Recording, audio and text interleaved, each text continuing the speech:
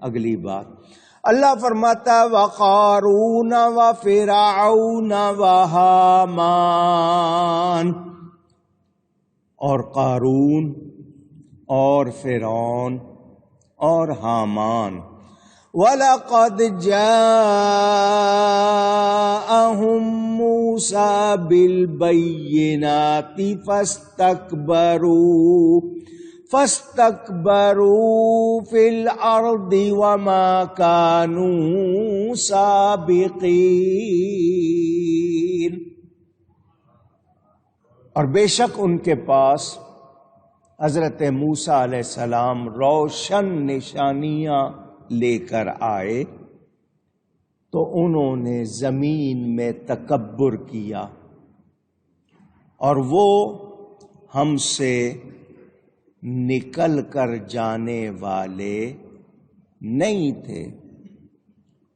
قارون، فرعون اور حامان، آپ نے ان کے نام بھی سنے ہوئے ہیں۔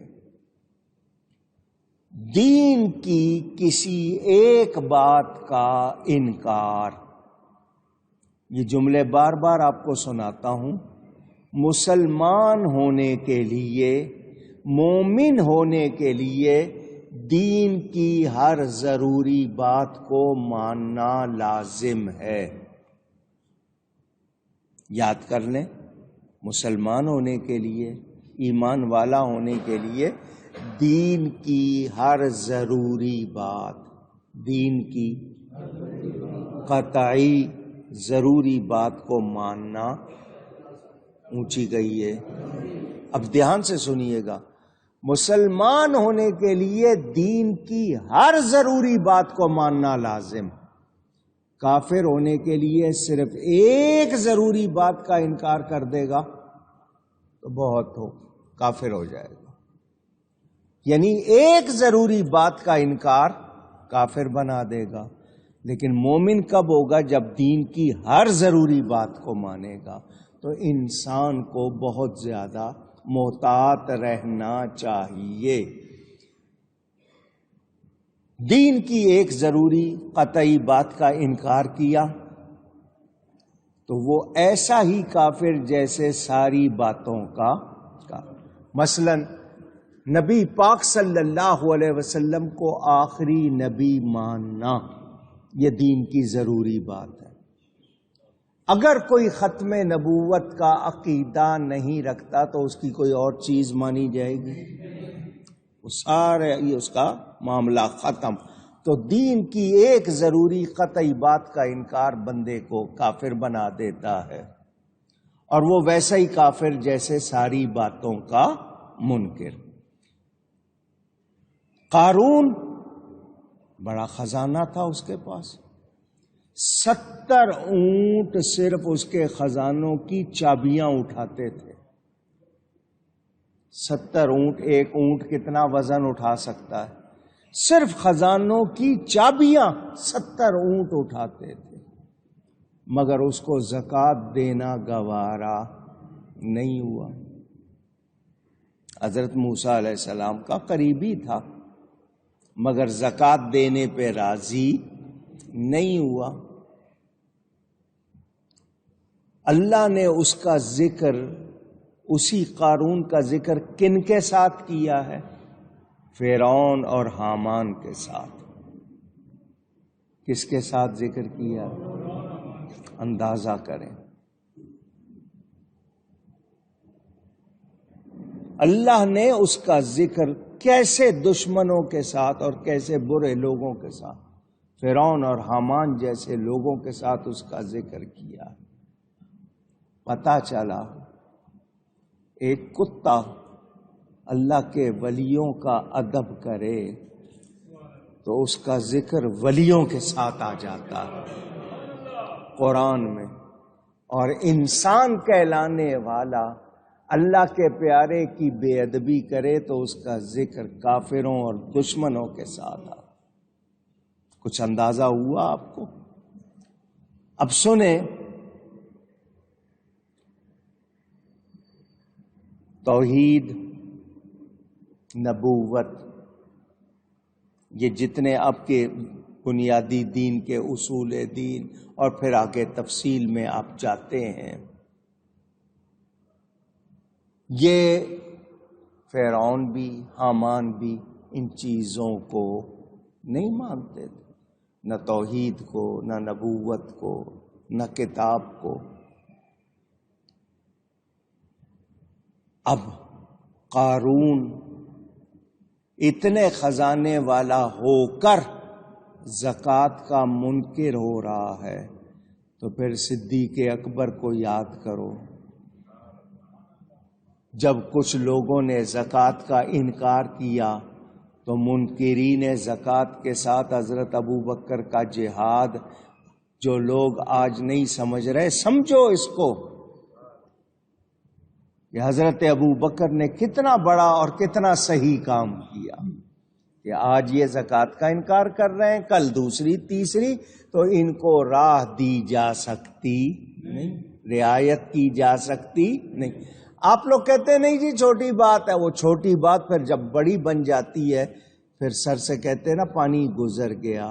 تو انسان کو غلطی کو فوراً پکڑ کے وہیں ختم کرنا چاہیے، ورنہ وہ پھیلتی جاتی ہے۔ مولانا روم فرماتے ہیں ایک شخص نے پودا لگایا، وہ پودا نکلا تو اس میں کانٹے آ گئے۔ کسی نے اس کو کہا کہ یہ پودا ہے، اس میں کانٹے ہیں، تم نے لگایا ہوا ہے، راہ چلتے لوگوں کے یہ کپڑوں کو لگے گا، ان کے کپڑے پھٹیں گے، کوئی لوگ زخمی ہوں گے، تو اس کو ہٹا دو۔ اس نے کہا اچھا جی ٹھیک ہے میں ہٹا دوں گا، کل ہٹاؤں گا، اور کل کبھی آتی نہیں، آدمی ٹالتا رہتا ہے، یہاں تک کہ وہ بڑا ہو گیا، پھیل گیا، اب اس کا دل نہیں کر رہا اس کو ہٹانے کو۔ اے انسان، جب تو نے غلطی کو پہلے دن نہیں پکڑا تو اب وہ بڑی ہو کے تجھے زیادہ تنگ کرے گی یا نہیں کرے گی؟ پھر وہ خود اس میں مبتلا ہوا، خود زخمی ہوا، تو اس کو احساس ہوا کہ میں نے کتنی غلطی کی۔ اسی طرح جب ہم کسی گناہ کو گناہ نہیں سمجھتے اور چلاتے رہتے ہیں تو پھر ہمارے ساتھ کیا ہوتا ہے؟ ہم پھر بعد میں شکایت کرتے ہیں، پہلے غور نہیں کرتے کہ یہ غلطی مجھے آج ہی روک لینی چاہیے تھی، میں نے آج نہیں روکی، کل یہ میرے لیے مصیبت بن جائے گی۔ لوگوں نے توبہ کی، جو سچی توبہ کر لے وہ گناہ سے ایسا پاک ہو جاتا ہے جیسے اس نے گناہ کیا ہی نہیں۔ جو منکرین تھے ان میں سے جس نے توبہ کر لی وہ معافی مل گئی، جس نے توبہ نہیں کی اس کے ساتھ جہاد کیا گیا۔ مسیلمہ کذاب، مسیلمہ نام تھا، کذاب کے معنی بہت زیادہ جھوٹا، اس کو کیوں کہ اس نے نبوت کا دعویٰ کر دیا تھا۔ اس کی قوم پر بھی صدیق اکبر نے جہاد فرمایا کہ وہ مرتد ہو گئے تھے، دین کو قبول کرنے کے بعد جب انہوں نے غلطی کی وہ ارتداد کیا، جس کو ریبیل کرنا کرتے ہیں آپ انگلش میں، کہ جو نبی نہیں تھا اس کو نبی مانا تو انہوں نے دین کو رد کر دیا، تو ان کے ساتھ بھی جہاد، اور مرتد کی سزا قتل ہوتی ہے۔ دنیا کے ہر قانون میں جو غدار ہے اس کی سزا کیا ہے؟ موت، اس کی سزا موت ہے۔ تو دین میں بھی یہی ہے کہ جو ایسا کرے اس کے لیے پھر کوئی رعایت نہیں ہوتی۔ فرعون اور حامان مخلوق تھے مگر خدائی کے دعوے ہو رہے ہیں۔ قارون کو بہت خزانہ ملا، اس کے باوجود اس نے نبی کا کہنا نہیں مانا، اللہ کے حکم سے انکار کیا، نتیجے میں اپنے خزانے سمیت زمین میں دھسا دیا گیا۔ کوئی چیز کام آئی اس کے؟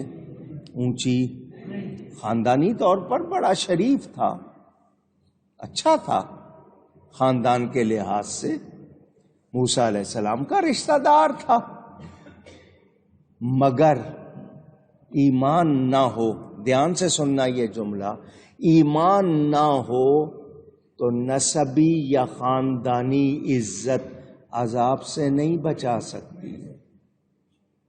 نوح علیہ السلام کا بیٹا نبی کا بیٹا ہے مگر ایمان والا نہیں، تو پھر بتائیے اس کو عذاب سے نجات ملی؟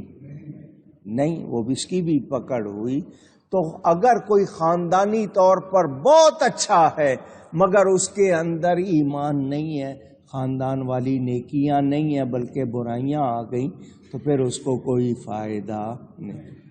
حضرت سعد بن ابی وقاص رضی اللہ تعالیٰ عنہ صحابی ہیں، عشرہ مبشرہ میں سے، ان 10 صحابہ میں سے جن کو حضور نے جنت کی خوشخبری سنائی ان میں سے ہیں، مگر ان کا بیٹا عمر بن سعد کربلا میں امام حسین کے مقابلے پر آیا، امام حسین کے قاتلوں میں شامل ہوا۔ بتائیں خاندان کی وجہ سے جو عزت تھی اس کو اس کا کوئی فائدہ ہوا نہیں۔ یزید پلید صحابی کا بیٹا ہے مگر ایمان نہیں، اچھے عمل نہیں، کوئی فائدہ ہوا؟ تو پتہ چلا کہ اگر خاندانی نسبی فضیلت یا شرافت کا فائدہ چاہتے ہو تو ایمان والے بنو اور نیک بنو۔ اگر ایمان نہیں ہے، کوئی سید کہلاتا ہے اور عقیدے کفر کی حد تک پہنچ گئے تو اس کو کیا فائدہ ہوا سید ہونے کا؟ اس نے اس کا کوئی پاس نہیں کیا۔ تو یاد رہے خاندانی فضیلت بھی کب فائدہ دے گی؟ جب ایمان ہوگا اور نیک اعمال ہوں گے۔ اگر اعمال نیک نہیں ہیں تو انہ لیس من اہلک، قرآن میں اللہ فرماتا ہے نوح علیہ السلام کو تمہارا بیٹا جو تھا وہ تمہارے اہل میں سے نہیں۔ کیوں؟ انہ عمل غیر صالح، اس کے عمل اچھے نہیں۔ آپ کے ہاں بھی کہاوت ہے نیکی کا انجام اچھا، برائی کا انجام برا۔ مانتے ہیں، کہتے ہیں، پھر سمجھتے نہیں ہیں۔ عمل کا وقت آئے تو ہم پتہ نہیں کیا کر رہے ہوتے ہیں، تو یہ ہمیں معلوم ہونا چاہیے۔ دوسری بات یہ کہ کفار قریش کے جو کافر تھے ان کو یہ سمجھانا تھا کہ تم حضرت ابراہیم علیہ السلام کو اگر مانتے ہو، ابراہیمی کہلاتے ہو، تو پھر تم پر لازم ہے کہ ایمان لاؤ، ورنہ صرف خاندانی اپنا نہیں جی میں فلاں بادشاہ کا بیٹا ہوں، میں فلاں خاندان کا ہوں، ایمان نہیں ہے تو کچھ بھی نہیں۔ تو ایمان کی حفاظت، صحیح عقیدوں کی حفاظت اور ان پہ قائم اور ثابت رہنا، یہ سب سے اہم کام ہے۔